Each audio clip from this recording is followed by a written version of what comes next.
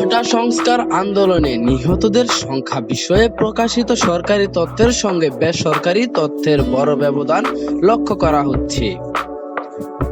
ফলে আন্দোলনকে ঘিরে গত 2 সপ্তাহে সহিংসতার ঠিক কতজন প্রাণ হারিয়েছে সেটি নিয়ে এক ধরনের ধোঁয়াশা তৈরি হয়েছে। আন্দোলন ঘিরে সহিংসতার সোমবার পর্যন্ত সারা দেশে 150 মানুষের মৃত্যুর খবর পাওয়া গেছে বলে জানিয়েছে স্বরাষ্ট্র মন্ত্রণালয়। অন্যদিকে গত 16 জুলাই থেকে এমন পর্যন্ত সহিংসতার অন্তত 266 জন মানুষ মারা গেছে বলে দাবি করেছে আন্দোলনকারীরা। আহত হয়েছে কয়েক হাজার মানুষ।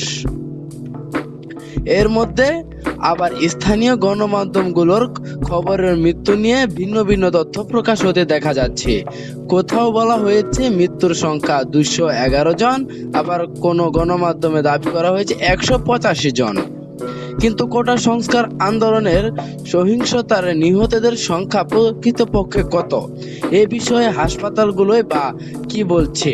গত কয়েকদিনে ঢাকা বিশ্ববিদ্যালয়ের কয়েকজন শিক্ষককে কখনো থানায়, কখনো ডিবি অফিসে নিজেদের ছাত্রদের বিষয়ে খোঁজ নিতে এবং তাদেরকে মুক্তি করার চেষ্টা করতে দেখা গেছে।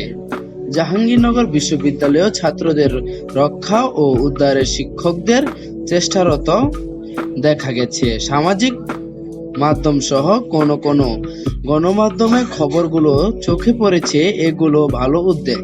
শিক্ষকদের অভিভাবক রূপটি যত বিকশিত হয়, সমাজ তত উপকৃত হয়।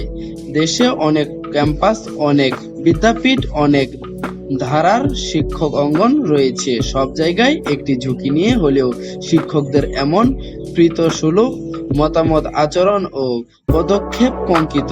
দুর্যোগ, সংকট ও প্রতিকূলতায় মতামত অভিভাবকদের পরীক্ষা হয়।